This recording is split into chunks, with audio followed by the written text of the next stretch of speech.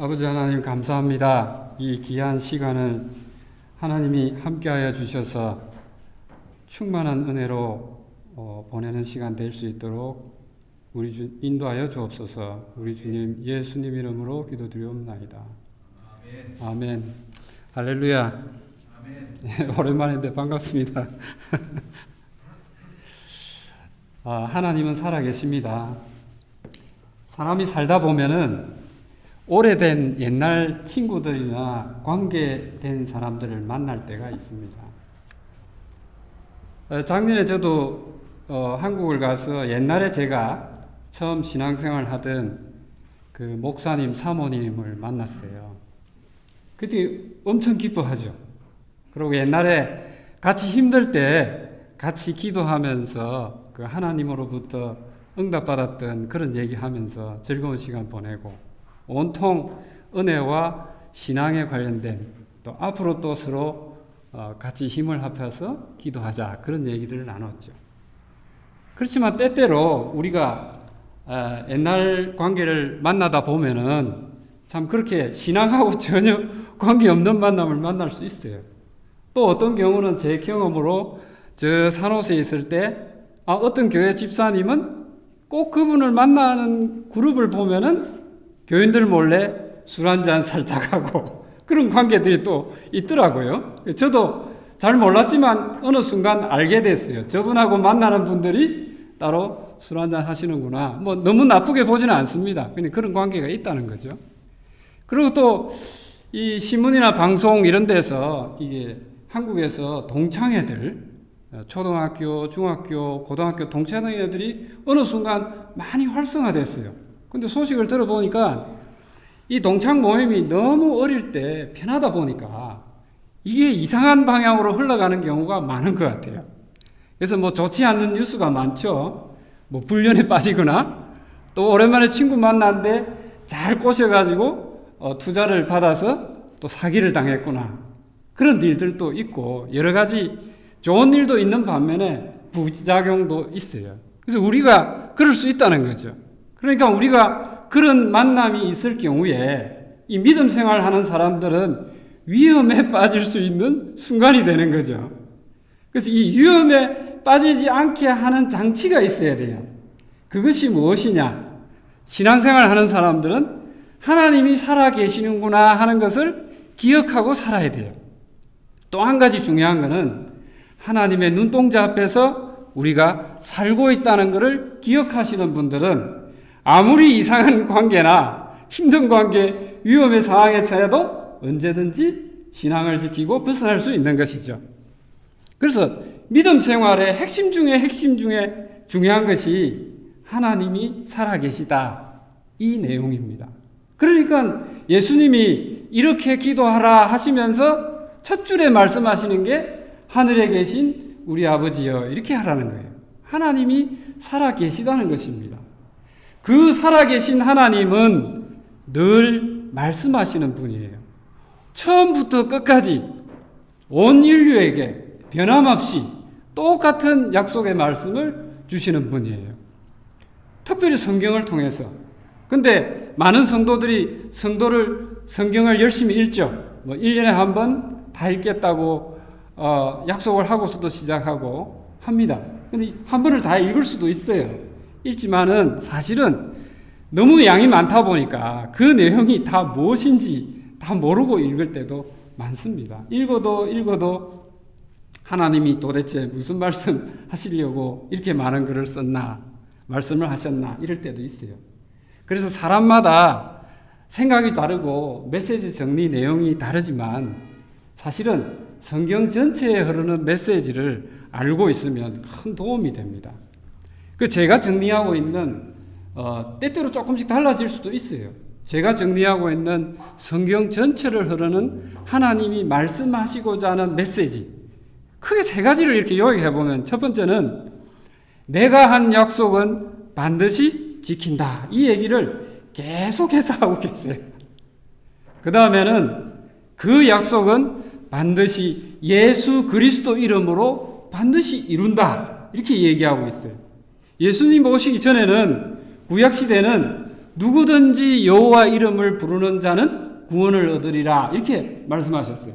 근데 예수님 오시고 난 뒤에는 누구든지 주 예수 이름 부르는 자는 구원을 얻으리라 이렇게 말씀으로 바꾸셨어요. 예수 이름으로 이루시겠다는 것입니다. 세 번째는 계속해서 하는 말씀이 거짓에 속지 말라는 얘기를 계속하고 계십니다. 사실 하나님 앞에 가장 거짓말, 최고의 거짓말. 첫 번째는 하나님이 없답니다.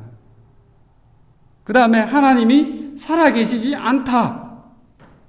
두 번째 거짓말은요, 구원의 길은 없다. 다른 구원의 길도 있다. 이런 얘기입니다. 세 번째는 천국은 없다. 마지막 때에 심판도 없다. 그런 얘기가 하나님 앞에 가장 큰 거짓말, 해서는 안 되는 거짓말입니다. 그러니까 예수님이 어떤 말씀을 하셨냐면요, 마지막 때에는 거짓 그리스도와 거짓 선지자들이 거짓말로 너희를 속일 것이다, 유혹할 것이다, 속지 말라, 이런 얘기를 하셨어요.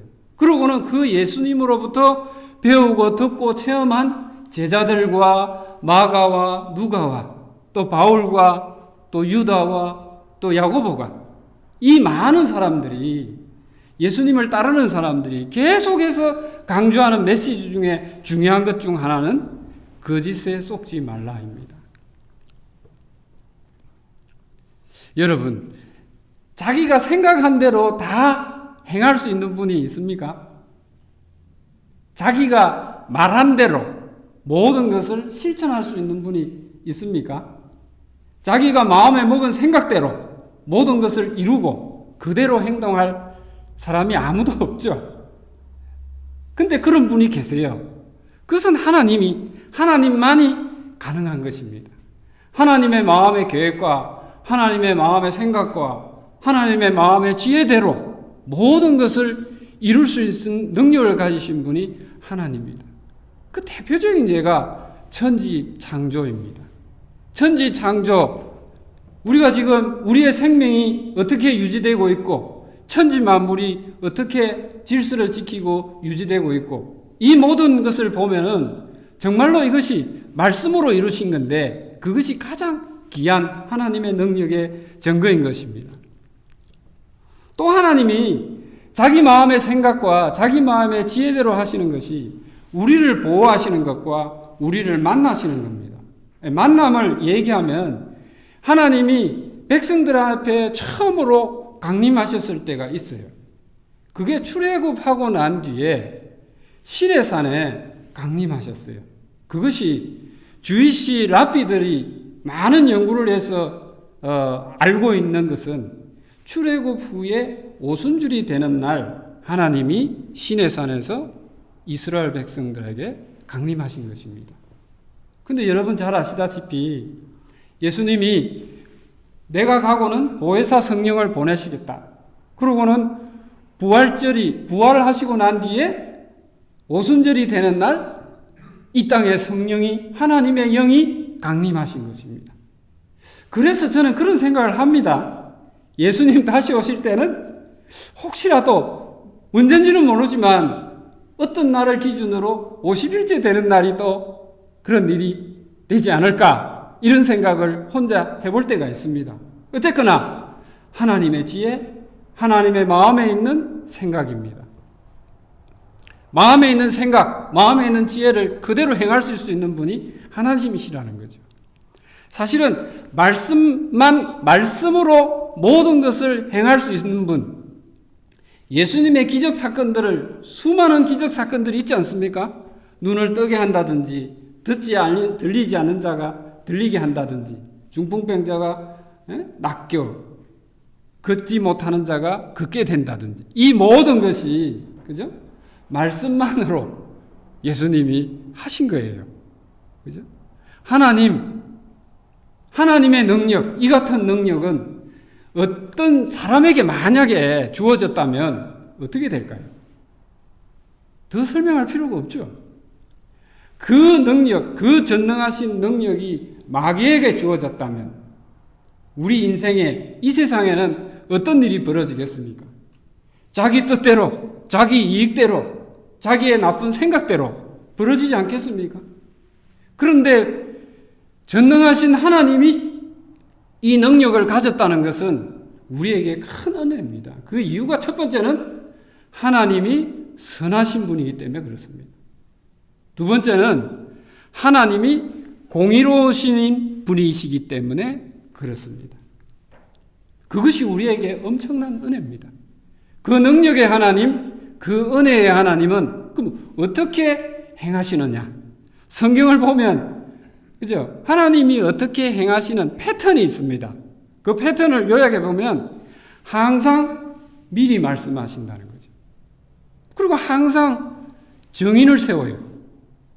그리고 항상 정글을 세우고 이루시고 행하시는 거예요.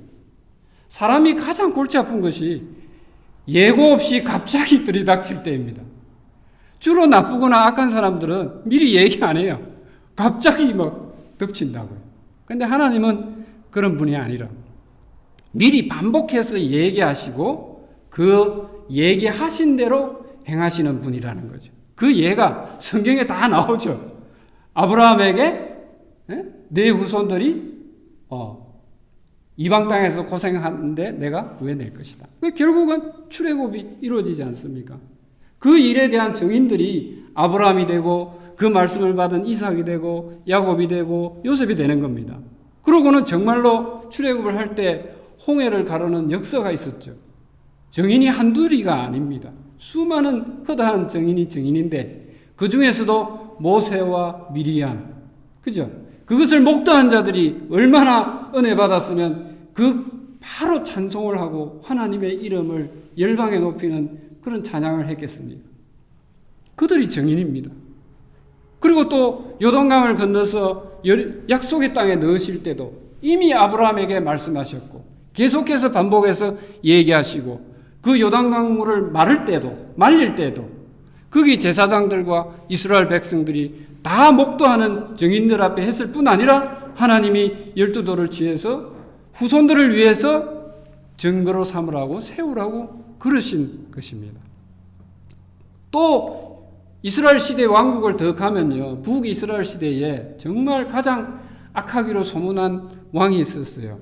그 왕이 아합이었다고요. 아합이 그렇게 악한 데는 사실 우상숭배 때문에 그런 거예요. 그 우상숭배의 원인은 엣바알의 딸 이사벨 때문에 그런 것입니다. 어쨌거나 나봇의 포도원을 거짓 증인을 세워서 억지로 빼앗았어요. 하나님이 그죠? 엘리야를 통해서 그 말씀하세요. 아합이 그죠? 가장 악한 왕이다. 그런데 하나님이 말씀이 떨어졌어요. 내가 아합에 속한 모든 자들을 칠 것이다. 성읍에서 죽는 자는 개가 먹을 것이요 들에서 죽는 자는 공중의 새가 먹을 것이라는 엄청난 얘기를 했습니다. 근데 실제로 그 일은 이루어졌어요. 근데 누구를 쓰시느냐? 그 뒤에 몇 세대가 지난 예후를 데리고 쓰셨단 말이거든요. 엘리사의 제자를 통해서 예후에게 기름 부으면서 예후를 세워서 아합의 가문을 치는 일을 했어요. 근데 그 예후가 하나님이 그 아합에게 그 미리 얘기할 때 그때 두 군대 장관 중 하나로 거기에 있었단 말이거든요. 그 예후가 하나님이 아합의 가문에 대해서 하신 말씀에 대한 증인이라고요. 그러니까 예후는 그 말을 기억하는 거예요. 그러니까 하나님 뜻을 받아서 서슴없이 하나님 뜻을 따라 그 예후의 가문 왕족 70명과 수많은 사람들을 처벌한 것입니다. 이처럼 하나님은 미리 말씀하시고 이유 있는 증거를 세우고 행하시는 분이에요. 그런데 성경의 역사에서 성경 전체에서 가장 대단한 역사가 일어나죠. 그게 뭐냐? 하나님이 이 땅에 우리의 모습으로 오시는 겁니다. 근데 이거를 갑자기 오신 게 아니라 미리 다 얘기하고 오신 거예요. 베들레헴에서 구세주가 나리라. 그죠? 처녀가 잉태하여 아들을 낳으리라. 그 아들은 그죠? 기묘자라 모사라. 그걸 영어로 하면 원더풀 카운셀러예요. 전능하신 하나님이라, 영원하신 아버지라, 평강의 왕이라, 이 말씀을 하시고 그대로 이 땅에 우리의 모습으로 하나님이 오시는 것입니다. 그 아기를 요약해보면 원더풀 카운셀러, 보혜사 성령님과 같다는 뜻이죠. 전능하신 하나님이란 뜻이죠. 아버지란 뜻이죠. 그 아기가 그런 것이라는 거죠. 근데 그 아기가 이 땅에 태어날 때 수많은 증인이 있었어요. 마리아에서부터 사가랴의 엘리사벳, 또 세례 요한, 또 목자들, 목동들, 그죠? 동방박사들, 또 시므온, 또 이후로 예수님이 공생애를 하시면서 많은 증인들을 세우고 보게 하시고 그 메시지, 앞으로 이루실 약속의 메시지를 정확하게 전달하시고 그대로 하시는 겁니다. 근데 오늘 요한계시록에 보면 이건 예수 그리스도의 계시입니다. 그런데 이 계시를 할 때 또 한 사람의 증인을 세운 거예요.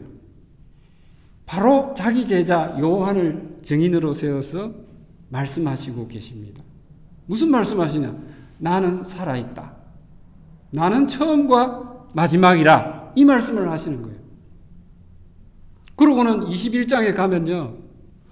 나는 그의 하나님 되고 그는 나의 아들이 되리라. 이렇게 말씀하세요. 그러니까 아브라함에게 한 말씀을 그대로 반복하세요. 달라진 것은 아브라함에게는 많은 사람, 너희는 나의 백성이 되리라 이렇게 했고 나는 너희 하나님 되리라 이렇게 했지만 여기 와갖고는 예수님이 1인칭으로 얘기해요. 나는 그의 하나님 되리라, 그는 나의 아들 되리라. 사실은 1인칭으로 말한 것이 1대1로 말한 것이 온 땅에 예수님 믿는 자들에게 말씀하신 것입니다. 그리고 또 다음 장으로 마지막 장으로 가면 또다시 말씀하세요. 나는 알파요 오메가라. 나는 시작이요 끝이라.